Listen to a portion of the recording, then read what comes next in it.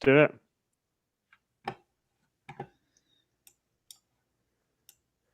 Is your instant match start that again. It is your instant match reaction for Everton 0, Chelsea 2, or Chelsea 2, Everton 0, if you want to do it properly. The Blues, great run on the road in the Premier League, came to an end tonight at Stamford Bridge, where they were fully outplayed by Thomas Tuchel's team. Joining us to have a chat about it, Dave Downey, Mark Mosey, and Lyndon Lloyd. The Blues still in 5th as we start this podcast. They could be in 6th by the end of the night. West Ham playing Leeds as we speak. I'll come to you first, Lyndon. What were your overall thoughts on that one, mate, before we get into the nuts and bolts of the game? Yeah, I think it ultimately was more or less as we expected. I think particularly after the team news. I mean, Doucouré was always going to be a huge miss, and I think as it proved on the day, not having the quality of someone like James Rodriguez was another big factor in it. I mean, against a team like Chelsea, I mean, their bench was just ridiculous. I mean, they played with 3 players who I wouldn't have wanted to start. Someone like Mason Mount was on the bench, and we still couldn't really get near them. And tonight we would have had to be really on it, probably perfect tonight. And unfortunately, we weren't. We made mistakes at key moments in the game. That right side just opened up at the worst possible moment in the first half. And ultimately, I know that Carlo Ancelotti said that this match last year was his most painful one, and it probably could have been the same result if it weren't for Pickford. It probably would have ended up 4 or 5-0 as well. So disappointing that we just didn't. We haven't really been playing like a top 4 team. We have been getting top 4 results, but we haven't been playing like a top 4 team in the last few weeks. And tonight we probably had to have any chance. And ultimately, we just haven't really done ourselves justice. We're better than we were tonight, and we are better than we were tonight. And it's just unfortunate. It's just disappointing. Dave, what about you, mate? Similar to the United game earlier on the season in the cup, where I think 2 ways of looking at it. You either think you're going to Stamford Bridge and it's a typical place to go to, and all of the cliches that go along with that. Completely appreciate it. I thought Chelsea were excellent, particularly in the first 20 minutes. Didn't give us a second to breathe. On the rare occasions we got the ball, when they had it in possession, they looked really dangerous, didn't have a cutting edge. And that was the way of the match in the first half. And then we started to come back into it a little bit. Felt we were a little bit wasteful when we started getting the ball into Richarlison. I think he had one of his nights. And on the other hand, yes, while still fully appreciating how good Chelsea are and how good they're playing under Tuchel since he come in, I'm disappointed in Everton's efforts because I thought they should have been much better. When you say effort, Dave, do you mean the effort they put in or the performance? The effort they put in, the performance. I think, not for the lack of trying, of course. I think these lads have proven this season that, they have the right attitude when they approach games. I just felt the quality wasn't there. And we did have quality players on show. Lyndon spot on in his assessment there in terms of, you need to expect better from our players there. It felt like Chelsea coasted at times to me. And I can't make peace with that. I know the fans, and probably yourself, Matt, a little bit more comfortable with that sort of thing against quality opposition. But I still expect there to be a standard there from certain players. I don't think there was. I thought Iwobi was poor, although most of his work had to be done defensively. And I thought Mason Holgate was really bad. Particularly with that first goal. I have no idea what's going on between the two of them, because Iwobi goes, as he should, as the winger, as the further player forward. He goes out to address the ball, and Holgate's just meandering back into position. Ball gets slid into, it was a Havertz at the time. And then, it's unfortunate that it comes off Godfrey. And the second goal, I mean, the 2 goals we conceded were really poor from our point of view. I don't care if we were playing, the peak Barcelona under Pep Guardiola. We should be defending better than that. And Chelsea should have had to have done a lot more to score against us tonight. And then, look, the only chance the game of note really from us was Richarlison, where he can't sort his feet out. I still probably would have backed the keeper to save it, even if he gets it. To be honest, he lets it run a little bit too far across his body, and his body weight's all wrong, skews it into the stand behind the goal. Context-wise, not too despondent. I think we've got some games coming up that are distinctly winnable and that we would expect to win, or certainly take a lot of points from. and we still have a game in hand on Chelsea, who are in fourth and only 4 points ahead of us. So in that context, it's absolutely fine. But some questions over how we played. Midfield felt like it was overrun at times too. I'm just throwing out a stream of consciousness out of my brain here, to be honest with you. Hey, that's what this podcast is for, mate. It's the time to do it, the instant reaction. And I felt we probably should have introduced Josh King a little bit earlier as well. I thought he looked all right when he come on too. I thought he chased everything down. He had a little bit of a run about with the ball. But yeah, I mean, if you're measuring up Everton against Chelsea, probably not fair given the injuries we had, but I just wanted us to do, and I think we should have done a little bit better, particularly defensively. Mose? Just quite simply, one game too far. I think I had that feeling regardless of who we were playing and where it was tonight.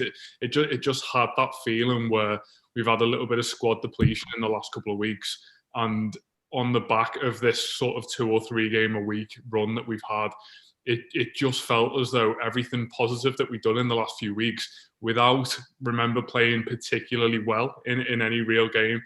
This one historically is always going to be an absolute nightmare fixture for us, but I think when you've got a Chelsea team who control the game in the way that they do, the 2 central midfielders in Kovacic and Jorginho, if you allow them any relative time and space on the ball, it's not even as though they'll punish you every time.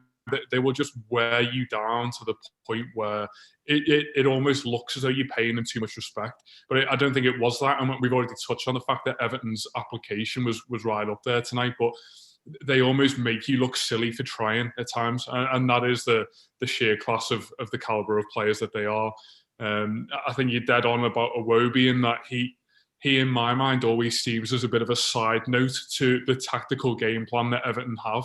It's as though the 10 lads have gone out to play in a certain way and to play in a certain shape, and then Iwobi does his thing. It's almost as though he's not really, whether it's an intellectual thing in terms of his connection to the tactics or whether it's just a style of the footballer, it almost looks as though he's just on the pitch to kind of do his own individual thing at times. And I think that's quite dangerous defensively, especially when you've got a player like Marcus Alonso bombing up and down that left-hand side. But yeah, I think tonight had the potential for me to be one of those games that you walk away from on the back of a 3 or 4-0 really dejecting defeat, to come away and say, that's the reason why we don't get into Europe. That's the reason why this team will not get to the levels that we wanted to. And I think collectively, I think we'd all agree is that we haven't come away from the game thinking like that. And don't get me wrong, this entire fan base and club is built on a spirit and a motto that is surrounded by optimism. And we don't want to talk about defeats in an any way positive manner. But that at least was a game where I could take a lot of encouragement from. Others might disagree, but it really was a game where I'm probably approaching this from a pretty pathetic angle in that I'm used to seeing Everton absolutely walleyed Chelsea away. So tonight feels like a bit of a semi-victory, but it's just that the application, I think the fact that we looked not dangerous on the break, but there were moments where Richarlison was played through in the first half. I mean, that first half, Chelsea's goal aside, that's how you want your first half away at Stamford Bridge to look. You're pretty solid. You're okay on the ball. You get a couple of breaks, and you probably go in at half-time and say, well, yeah, we've done this really well. This is where we need to expand in the second half.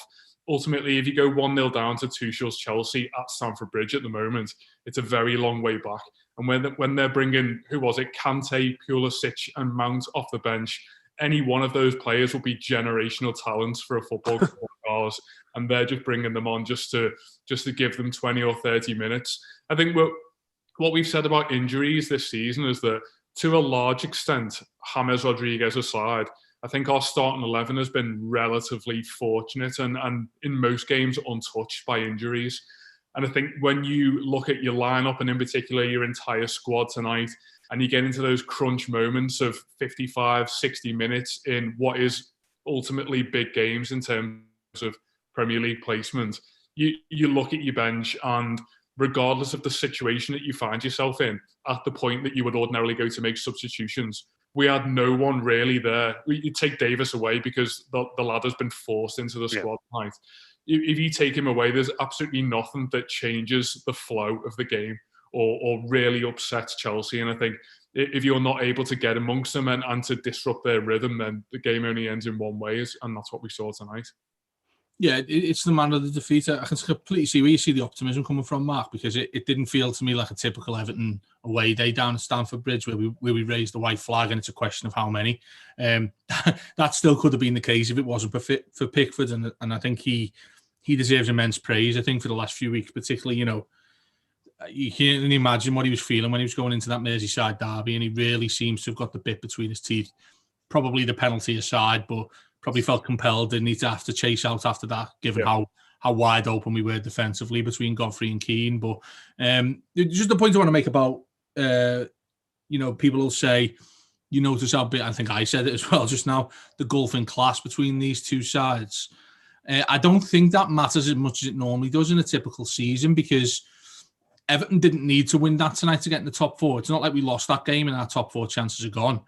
It's a season where a relatively modest points total will get you into the top four, I believe, unless you see United, Leicester and Chelsea completely run away with it now in those last three positions. But I don't quite think we're going to see that towards the end of the season. And I think if you look at our run-in against teams that we should be beating and teams that we have beaten so far this season, Everton's run looks pretty kind. I think we've had sterner challenges than this to break into the top four in the years under Moyes in particular, and then Martinez, of course. So it doesn't concern me from that point of view.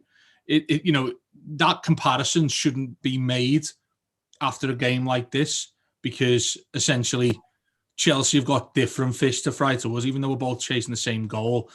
Chelsea will go into a Champions League campaign, pretty much thinking semi-final or bust, really. It'd be quite a poor season that probably sees the manager getting sacked the way they are. We're not that club.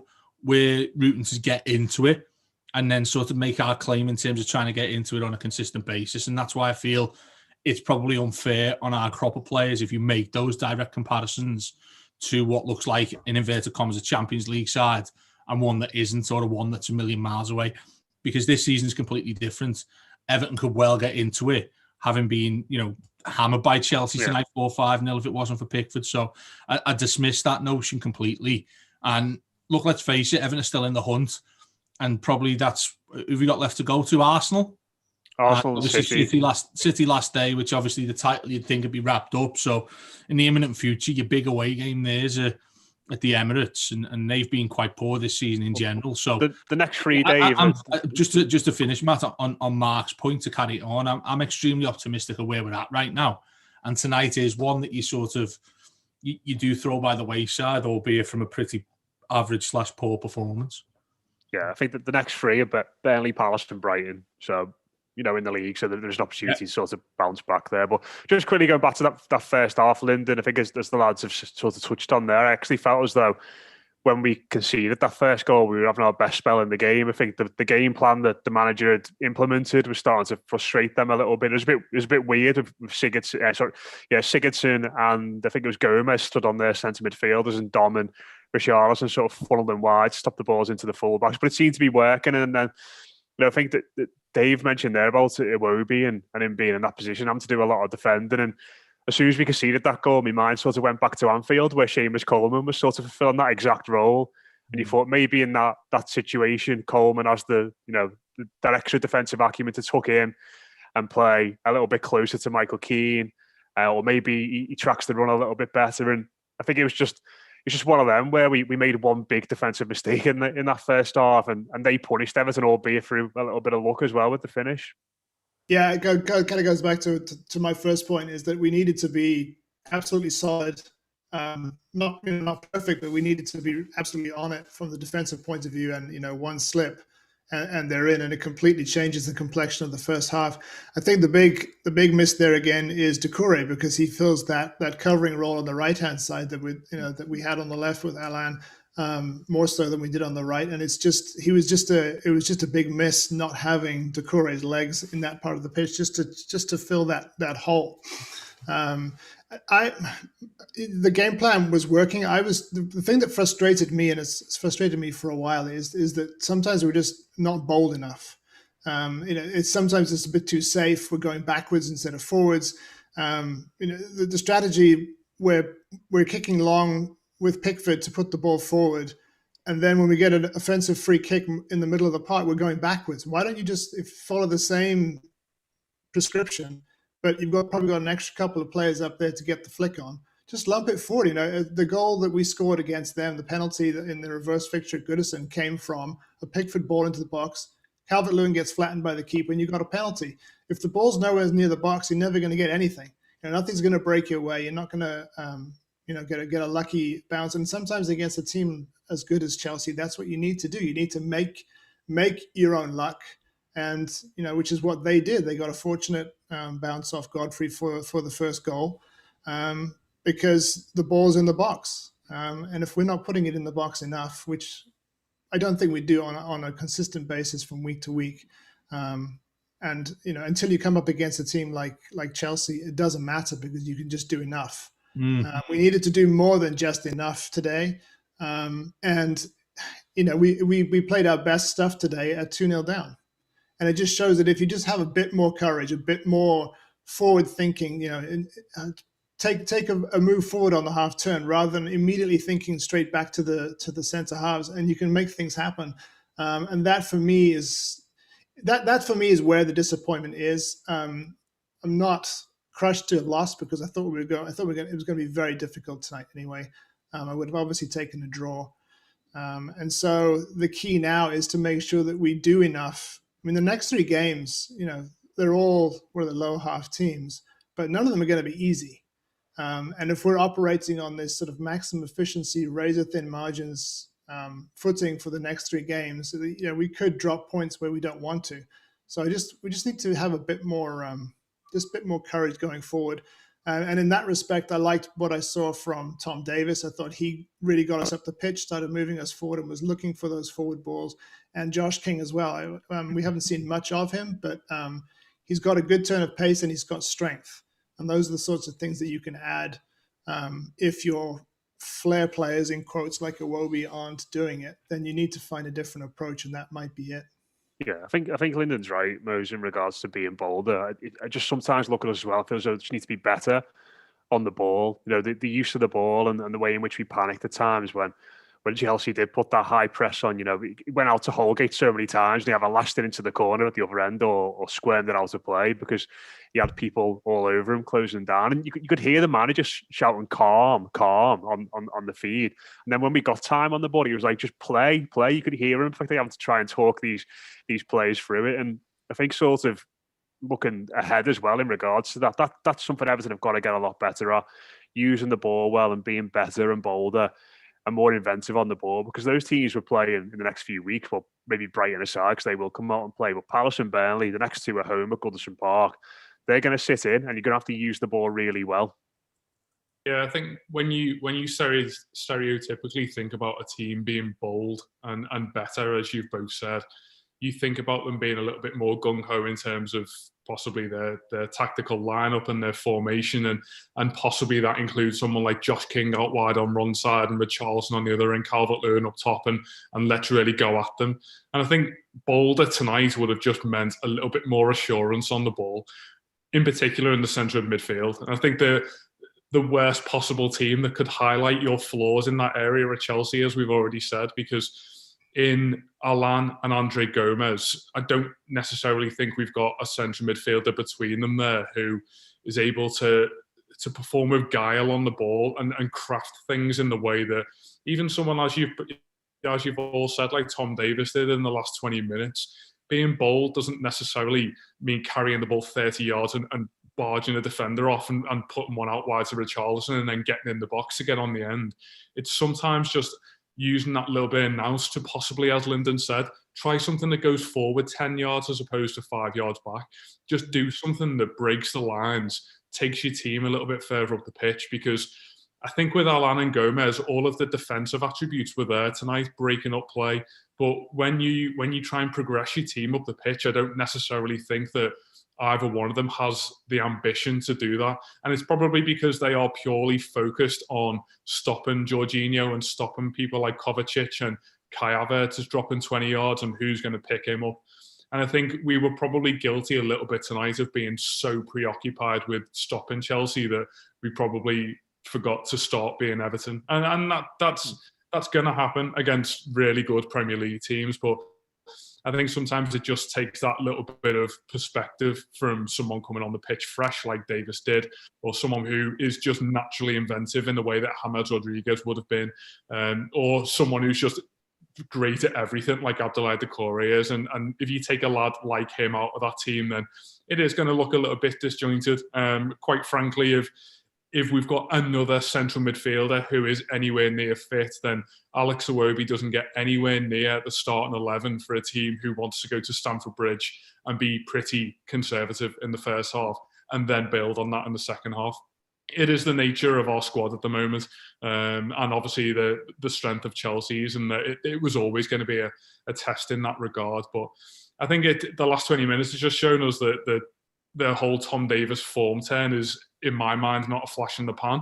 I think when you see the confidence that he brought and the change that he made to that midfield, that's probably what left me with a lot of promise when the final whistle was blown, because I think if we can get him into that lineup a little bit more, I'm frustrated now looking back at that game to think that it could have been Alan Gomez and a little bit slightly fit Tom Davies, because that in my mind would have totally changed the game. I'm confident that Everton would have got to the 60-70 minute mark not being behind, and we would have then been able to break open and be a little bit more expansive. But these are all the problems of the nature of the season that we've got. And as you've all rightly said, as much as the fixture list looks relatively favourable in that next 3 games, these are the games that Everton have struggled in the last season. So I think it's really important that we get some form of forward ambition back. Obviously, James will bring that, but how far he is away, we have absolutely no idea. But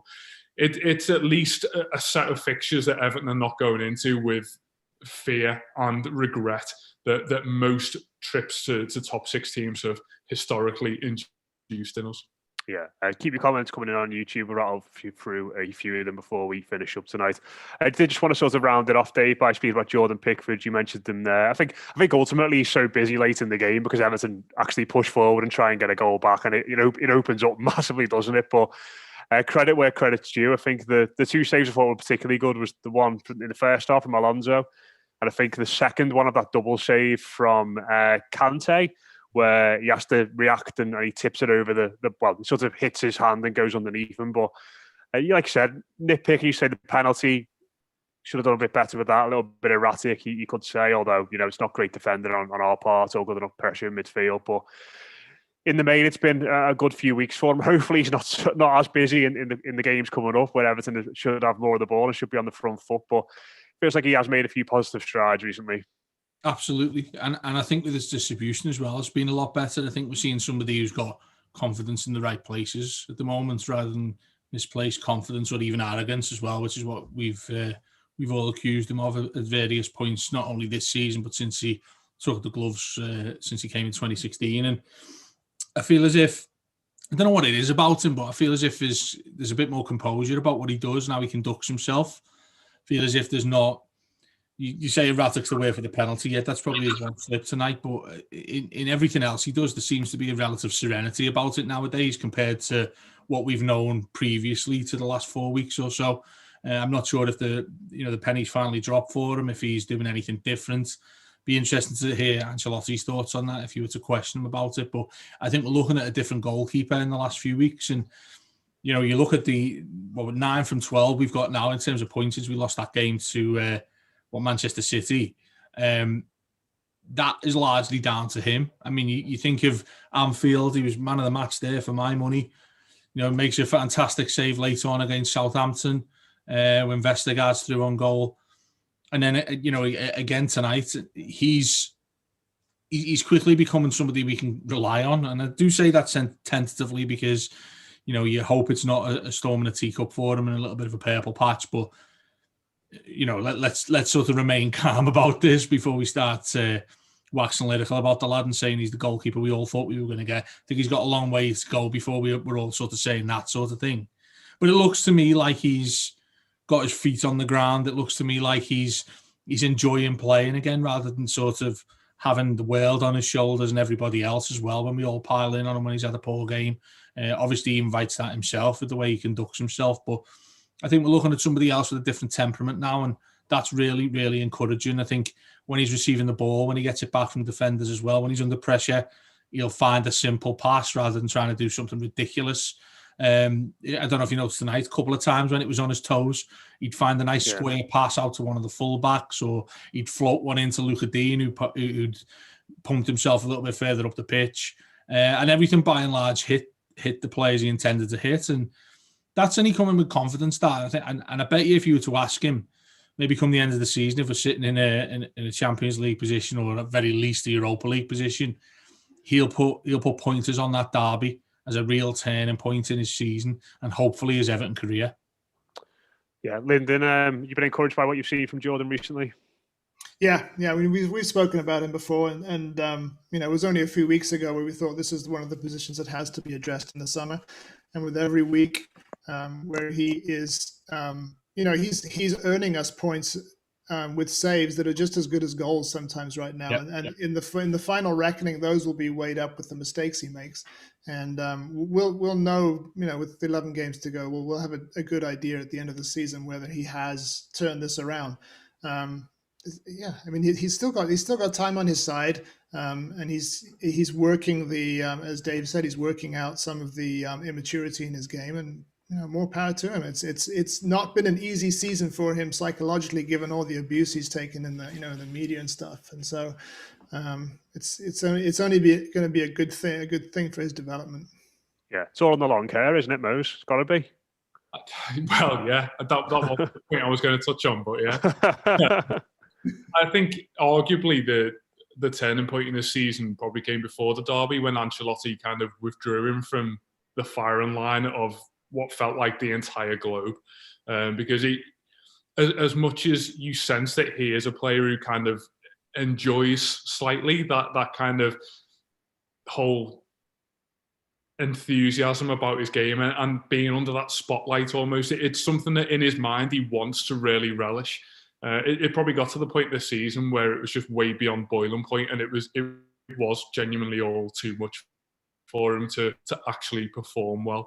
And I think just intelligently taking him out of that firing line, I think for as much as we sat here and so many Evertonians flipped and flapped about what goalkeeper was going to be the number one, and we need to make our decision now and go forward with it forever, Ancelotti was quite assured in the fact that he was going to give them both a little bit of game time. But ultimately, the end goal was to give Robin Olsen a few games, but also give Jordan Pickford a little bit of time just to sit back, regather his thoughts, get genuinely good confidence on the training ground, bring that to 90 minutes.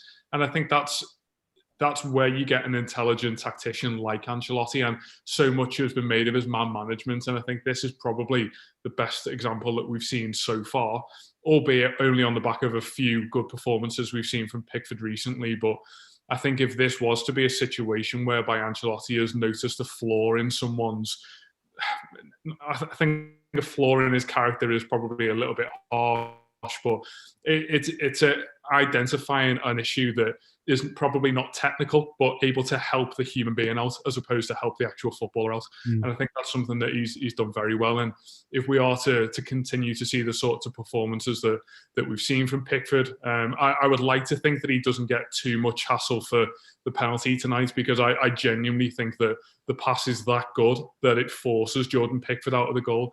I think if you allow, Kai Havertz, who was bearing down on goal, if Pickford doesn't come out and try and impose himself on that particular moment, then it almost looks as though he's been ineffective and not prevented what would have probably been a goal in the first place. So no blame from him tonight or in any of the previous recent games. And hopefully, as was mentioned on commentary tonight, that is the nature of a goalkeeper that gets you into European places. And I think most of us at Evertonians felt that we'd lost that.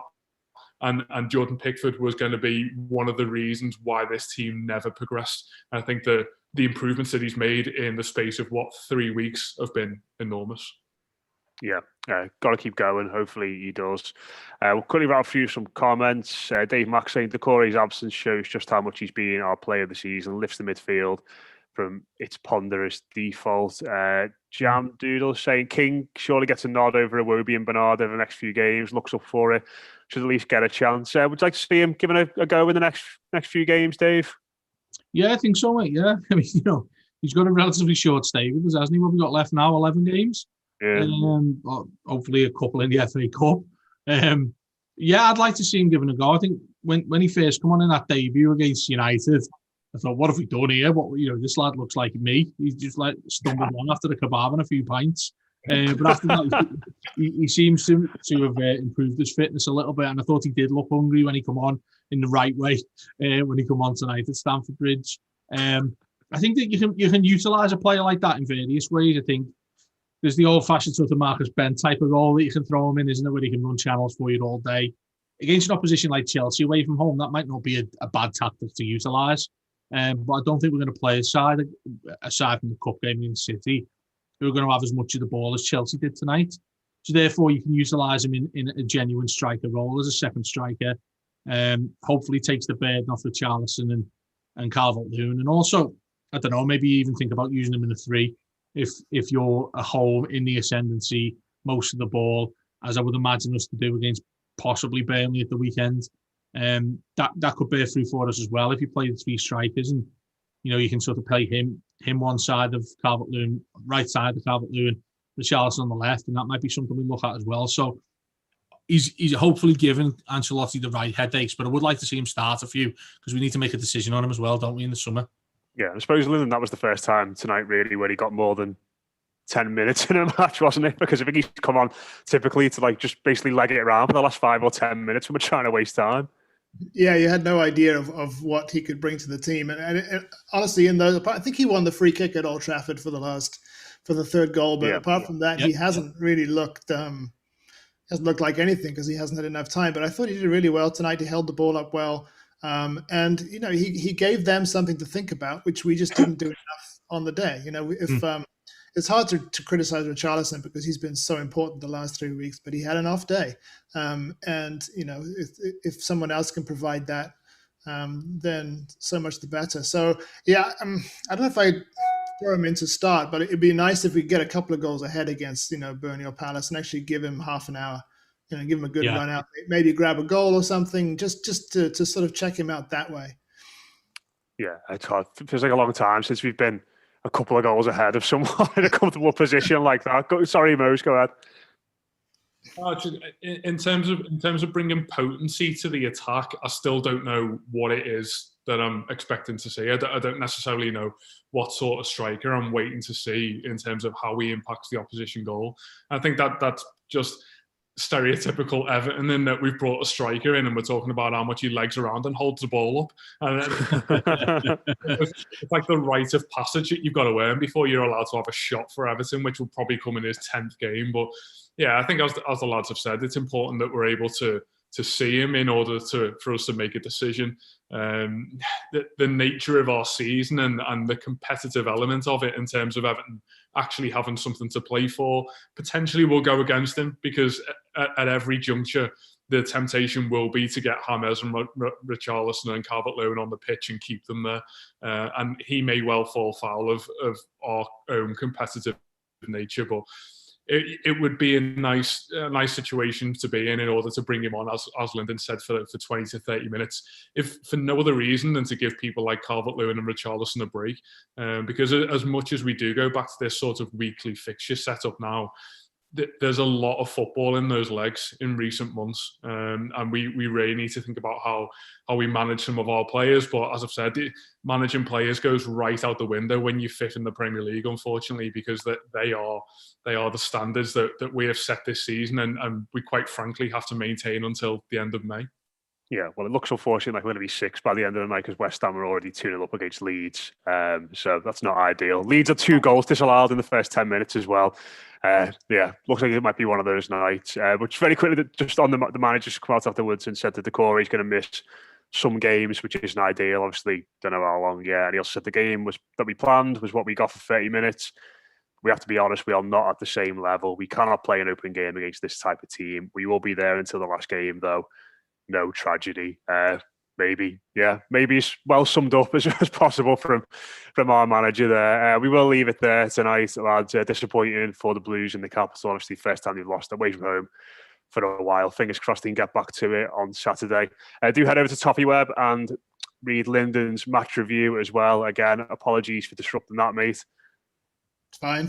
I've got plenty of time to dwell on it. Whenever we lose it, just put it to the side. Just leave it for a few hours.